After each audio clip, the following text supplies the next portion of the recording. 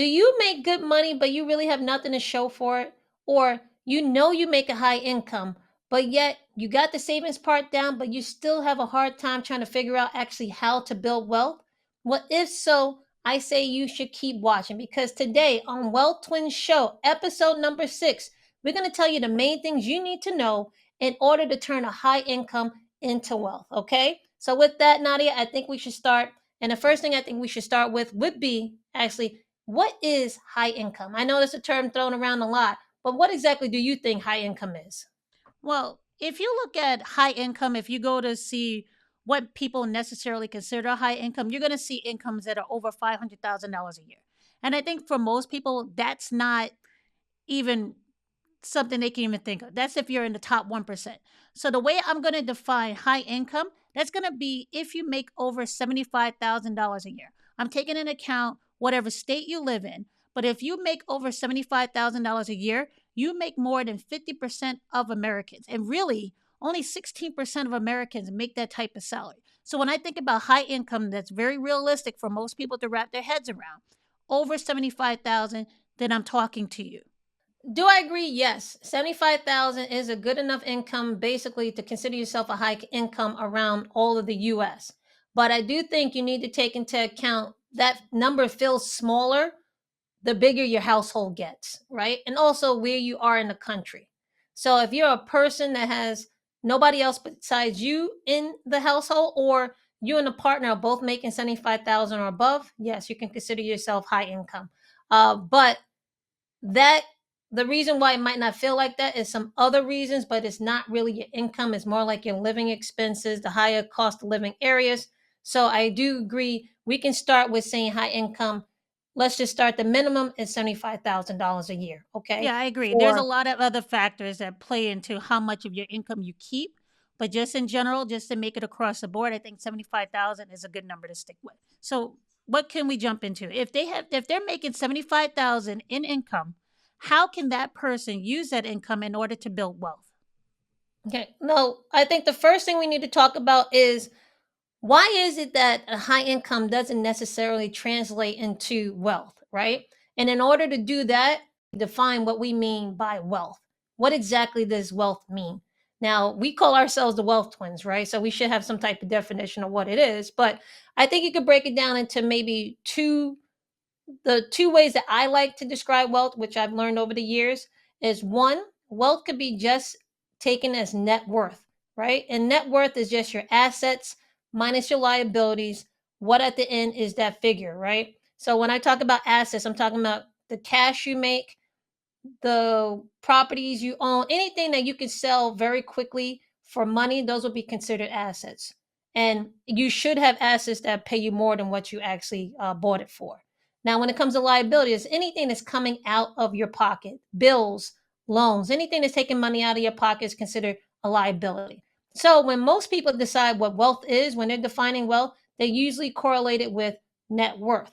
Now, another definition of wealth that I liked, which I first learned in the book by Robert Kiyosaki, Rich Dad Poor Dad, but it's actually attributed to a famous, I don't want to call him a philosopher. I think he might have been an economist, maybe not even related to financial at all, is Buckminster Fuller. So I know I always get his name wrong, but I believe it's Buckminster Fuller. Yeah, it Okay. sounds sort of like Funkmaster Flex, but okay, who's Buckminster Fuller? Well, I'm going to teach you something today. Okay. So Okay.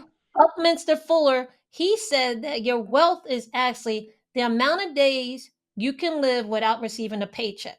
Now, I think if you keep wealth to that point, it makes it very clear how you can build wealth in terms of what is considered wealthy or not. How many days can you last without getting a paycheck from an employer?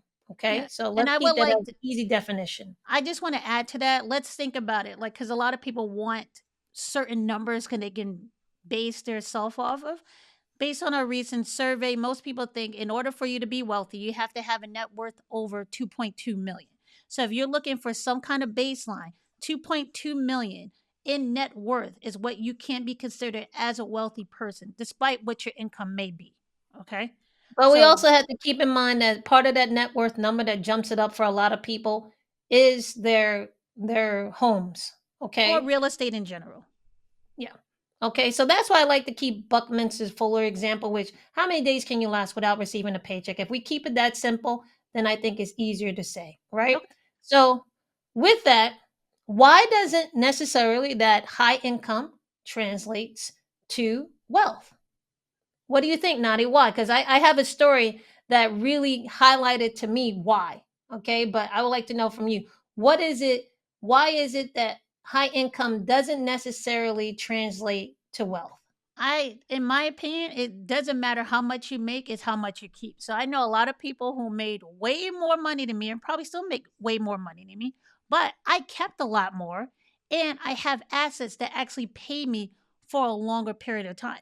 If those people had lost their job and their source of that income, how long could they live after that? I think most of these people are living way above their means and probably couldn't last more than a month. Okay. There's a lot of high income people who are managing their lifestyles and using credit cards as a way to fill the gap of how much they're making versus how much they're actually spending. So to me, you having a high income doesn't mean necessarily anything. It means how much of that income are you actually keeping? A person can be making $30,000 and keeping 20,000 of it. No, I agree with that. It's all about how much money you have saved at the end of the day. And I think one of the ways that really highlighted it to me was when we were working on Wall Street. And then after September 11th, there were layoffs that happened. And I remember, one person that was laid off, he actually returned to the office the next day. And this actually happened twice in two different offices I was in when someone was laid off and they came back in the next day. And the only thing I can think of you coming back the next day after you've been laid off is because you haven't been able to accept it. And also, it might have been such a traumatizing thing that you might not know what to do after that. Whereas there was another person in the office who was actually asking to be laid off. And I looked Yeah. at those two people and I said, oh my gosh, they had about the same amount of years on a job, basically doing the same function at the job. But they basically were making the same amount of money. I have to assume that. However, I felt they were living two different financial lives because one was looking to get laid off and the other one was just traumatized because they did get laid off. No, so really we can't dictate at all. If we're going to get laid off, we can only dictate our response to it. And seeing that different response from two different people made me really bring to the forefront of my head that wealth is not how much you make. It really is how much you save.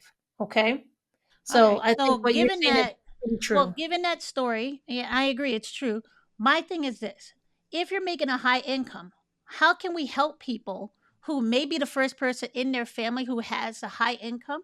How can they turn that into wealth so that they are building a legacy not only for themselves but for their family? So, what is one tip that we can give them right now in order to transform that high income into high net worth or into wealth building in that point? So I think we've been alluding to it since the beginning of this. One, you got to focus on your saving, Yep. not just focusing on how much you make, because there's two sides to this, right? I told you that net worth is assets minus liabilities. So you do have to make a good income, which would be good, but you do also have to save a lot. Now, I know when it comes to me, the first thing I had to do was figure out where my money was going because I was making six figures and I had to say, okay, where exactly is my money going? Because one, I was saving, but was I saving as much as I could have? I needed to understand that. So if you're in that position and you are saving, but you don't know if you're saving as much as you can, the way to do that is to do a financial audit, which is figuring out and sitting down and taking out your bank statements, right? And figuring out exactly where did your money go? What happened to your paycheck? What bills were you paying? What were you spending on? That's the first thing I think you need to do. What do you think, Nadia? Well, I think what people need to do, yeah, I agree. You need to know where your money is going so you can save more of it. But you also need to do something with the money you're saving. Because at the end of the day, good is that money being saved if you're not using it for anything to help build your future? And my thing, in order to help build your future, you have to start investing. You have to start investing because it's imperative that you start making passive income. My thing is this: I made less than people who I worked with, but I was the first one to be able to retire. And that was because I focused on my investments. I was willing to sacrifice today in order to put away for tomorrow. And those investments built up over time to a point where I did not need to continue working. And I think if you really want to build up wealth, and you do it that way, you're not only building yourself financial security, you're also building financial independence, and you're also building yourself a financial safety net that you no longer have to work for someone else or depend on a paycheck for someone else in order for you to maintain your lifestyle.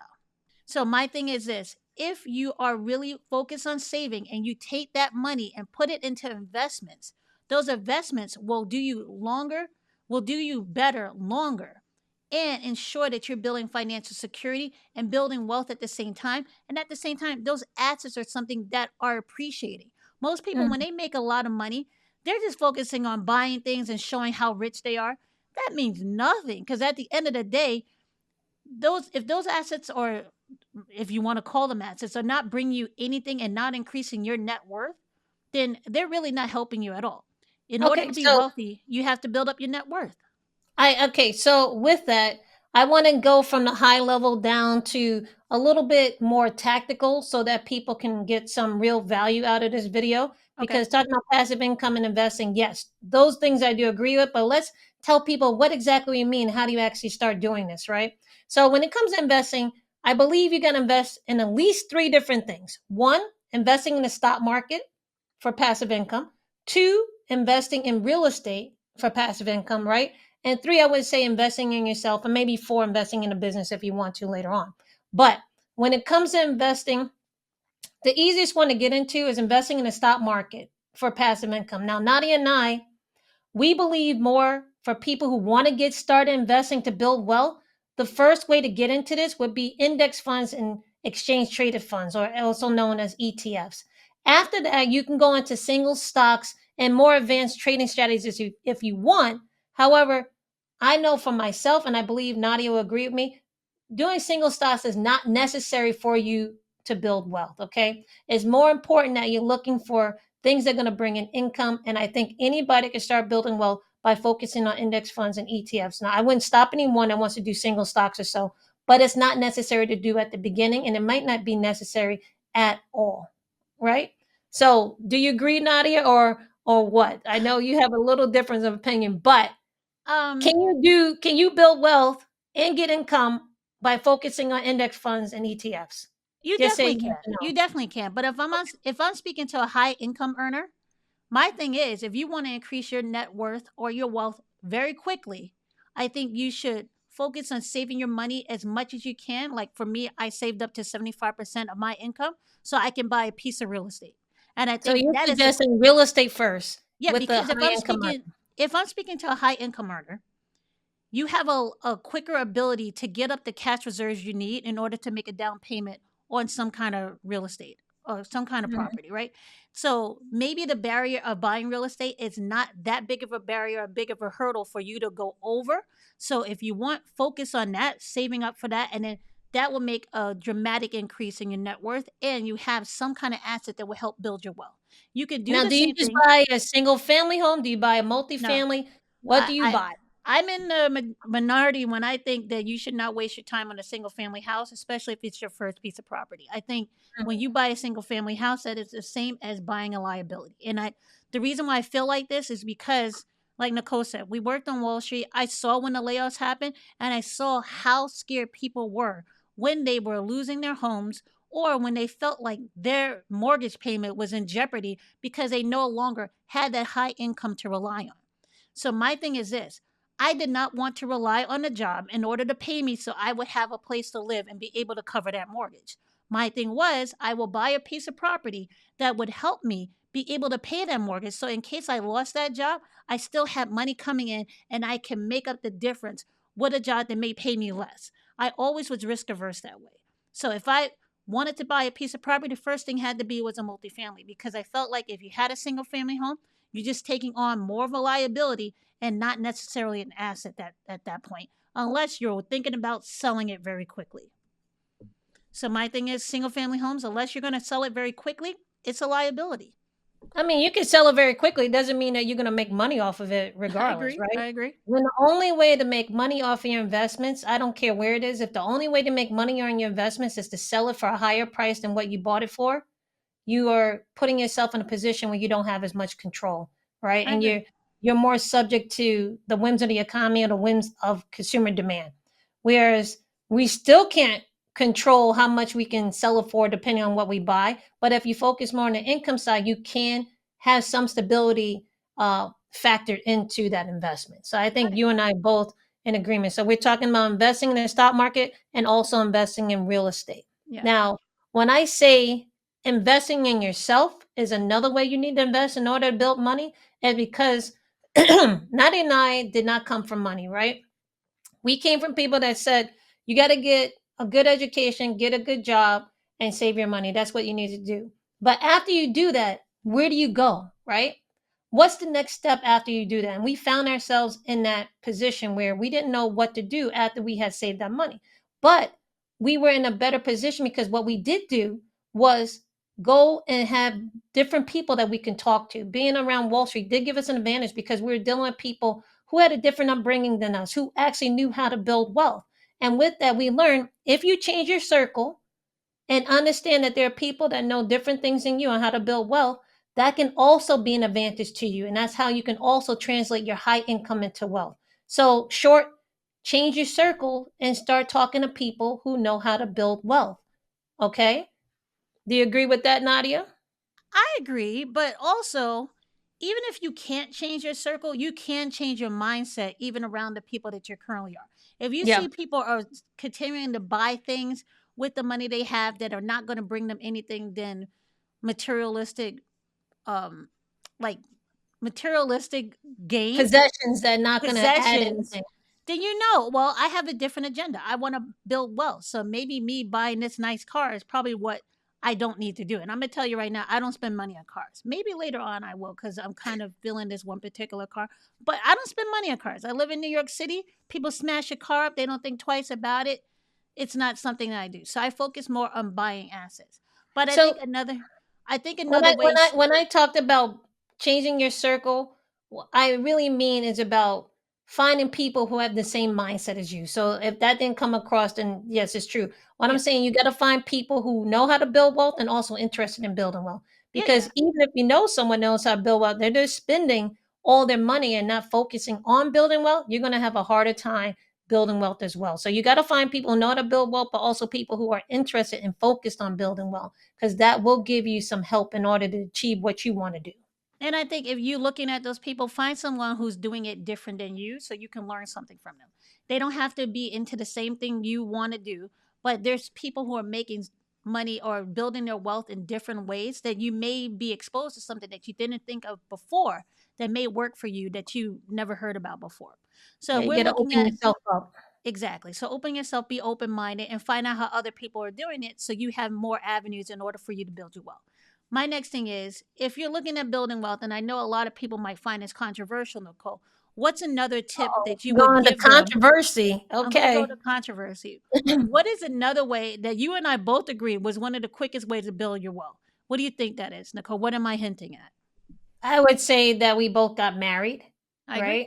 Yep. Okay. So, yeah, I don't know why this is controversial because it's shown, and there's studies that show that married couples actually are able to build wealth faster than non-married couples and also singles. It's And just this is because, including people who live together who are not married. So don't think yeah. because just because you're living with each other, you're going to do better than a married couple. The numbers show differently. Okay. Mhm.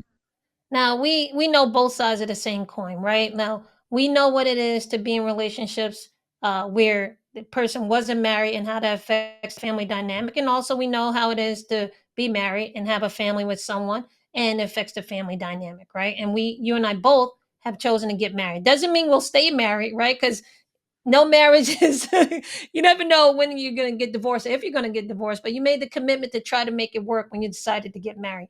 Now, why do we say married couples over unmarried couples have a more of advantage of building wealth, even though both couples can be on the same page? One, you get tax breaks as a married couple that you don't get when you're an unmarried couple.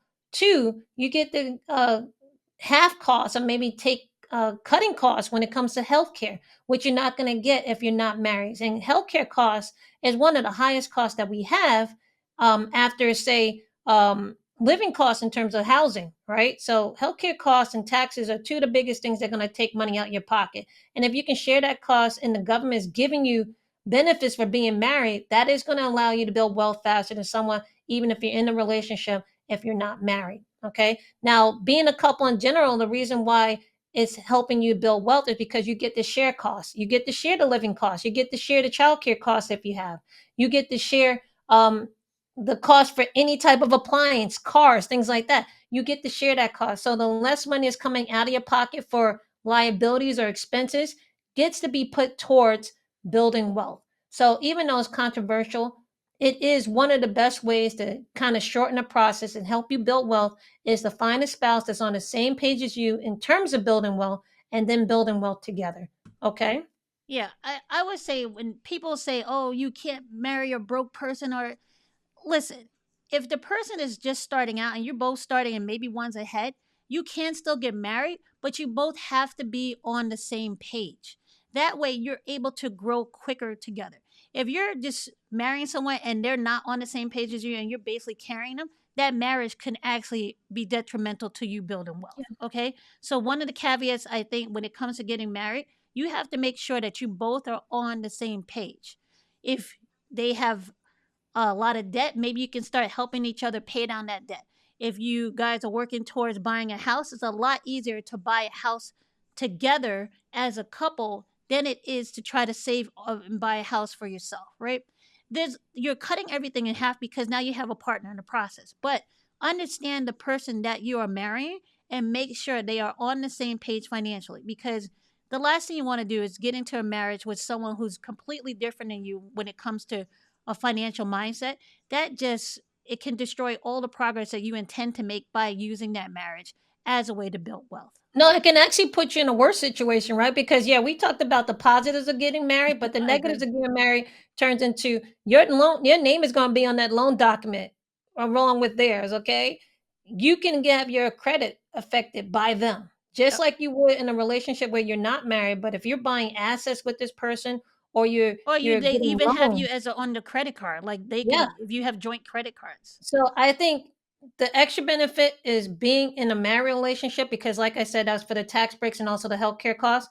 But two, the more important thing is to be on the same page and know that before you get married, or if so, hopefully that gap when you get married is not that big and the person can grow and you can grow together in your marriage, that you end up going in the same page and making sure you're building wealth together. Because if you don't get on the same page, it doesn't matter if you're not, they're going to affect you a lot. And on top of that, getting divorced is a way to lose your wealth. Okay, Yeah. so it is a One of the bigger quickest ways commitment. to lose your wealth. One of the quickest ways to lose half your wealth, depending on which state you're in, too, is to get divorced. So you want to make sure you want to get married, not just for the tax breaks and the healthcare costs, but because of love and you feel like this is going to be a great partnership, but also you want to stay married. That's the bigger thing. You want to stay married because that is a wealth destroyer. Okay. Now, what else, Lottie, would you say? I think actually, when I said that whole thing about credit, I think that's one of the things you need to work on when you want to build wealth, because high income doesn't necessarily translate to good credit scores and good credit. Am I right? You're right. And I think what people don't understand, like you may have a lot of money coming in, but if your credit score is not good, especially if you have high credit card debt, that could really destroy your chances of building wealth because you're going to be paying more in interest payments because your credit score is being taken into account. And a lot of things that you want to borrow money for or use requires credit, and you're ending up paying more and actually destroying your wealth if you have to buy assets but at a higher cost. So if you're a person who makes a high income, but your credit's not at the level where you need it to be, that's one of the first things you should focus on. Because when you have a high credit score and you have high income, then you're more likely to be able to qualify for more favorable loans. And those more favorable loans will allow you to buy assets quicker and at a lower price than you would if your credit was not good.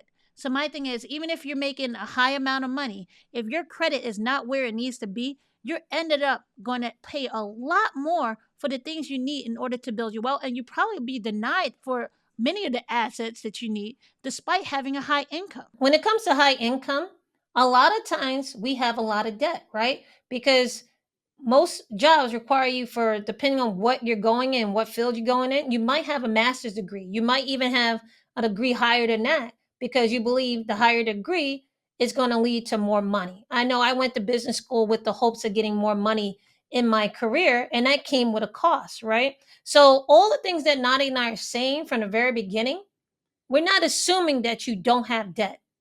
What I want to say too, when we're talking about investing and knowing your money is going, one of the things we have to do is make sure that we have that debt as manageable. We don't believe that you need to get rid of all your debt before you start investing, but that debt needs to be manageable based on the income that you're making. Because if not, you won't be able to keep that money invested in the stock market very long. You won't be able to keep the multifamily place that you bought if you can't afford the bills if something happened to your career or so like that, or if you're paying too much in debt. So you want to make sure not to put on more debt if you don't have to, but whatever debt you have, start trying to pay it down. It will help increase your credit score, but also make sure you keep that debt manageable. And the more manageable it is, the easier it will be to put more money towards assets, which are going to help you build your wealth. And when Okay. we're and when you're talking about debt, let's really say consumer debt, credit Yeah. card debt, debt that's not Not bringing even you. school debt. All debt is Oh, debt to all me. debt is debt. But if you're using debt as leverage, like I do, when it comes to like leveraging for buying property or yeah, primarily buying property, you're using it for education. Make sure that it's at a point that you can handle it and it's not going to be something that you cannot pay for. But when you're looking at debt and you're looking at the first debt to attack when you're trying to build your wealth, you should go after all the credit card debt and any consumer debt you have. That's Not just personal credit card, loans. we're talking about No, car I'm loans. saying car loans, personal loans, credit cards, anything like that. That's the debt you should be attacking because that debt is primarily a liability. And the asset that you bought with that debt or you purchased with that debt is actually not an asset. If you're using debt to purchase actual assets that are going to pay you, focus on that debt last. Focus on the debt that is actually a liability first in order to build your wealth. And with a high income, you're able to do that a lot quicker than you think. Yeah, but I don't want people to assume that when you buy a multifamily that you should buy it based on how much debt the bank is going to give you. No, Don't do that. I think that should be manageable as well. And I think one of the things that we believe in, try to get a place that you can manage on one income. I agree. Okay. Don't let the bank give you as much debt that you can have because they'll give you just enough for you to put Choke yourself in a yourself. bad position. Yeah, Okay. So choke yourself with it. Yep. you don't have to take everything someone gives you in terms of credit card limits, in terms of car loan limits, in terms of housing loan limits, in terms of anything, school loan limits. You don't have to accept all Exactly. that is given to you. Only take the amount that you need and only take the amount that's manageable. Okay. If you find yourself in that position right now, get your debt down to a manageable uh, payment and then start focusing on building wealth. Because if you cannot focus, if that debt is not manageable, trying to build wealth at the same time when you have so much debt is not going to be well in the long run because it'll be easier for someone else to take that wealth that you're building away from you. Exactly. And that's the last thing we want to do. Whatever wealth that we build, we want to be able to keep. And one of the best ways to keep it is to get the debt down as low as possible because it gives you more freedom and more control. Yeah, and the whole definition with wealth is that is it sustainable? You could be paid, but can you live how long without being paid? That's the reason why you want to build wealth and you want to be able to hold on to the assets that you buy. You don't want to be able to lose them quickly. So plan in a way that you're able to hold these assets for the long term. And primarily, if you want to pass them down to the next generation, to pass it down to other people in your family so that no one's starting from scratch like you may have if you're the first high income earner in your family. Mhm. So that's the biggest thing. You gotta learn how to keep, and I like that you said it's not about being rich or so because we see it all the time, and that's why I Mhm. like Buckminster Fuller's explanation of what wealth is because you'll see athletes that make a ton of money, right? Movie stars that make a ton of money, but yet if that check stops, they can't make the next play or they can't make the next movie. What Mhm. happens to their wealth, right? So it really is how many days you can last without getting a paycheck. So all that means, how can I build wealth in a way that allows me to be sustainable so I don't have to rely on a paycheck. And I I think that's the way a great way to say, how can I use my high income? If you're debating, how do I use my high income to build wealth? Please keep that definition in mind. How can I use my high income to be able to have myself get paid without having to rely on a paycheck? How long can my money last without getting paid a paycheck? If you deal with that and you think about that as the way to build wealth, you'll be in a better position. I agree. And if you guys like this kind of content, make sure you subscribe to the channel. And we also do a weekly newsletter called the Wealth Pack. It is free, and we give you more tips and more details in these weekly emails to help you build your wealth. In order to sign up for the Wealth Pack, look in the description of this video. The link is right there. Like I said, it's free. And like any other pack, we make sure we don't leave anyone behind. All right, until the next time, guys, see you.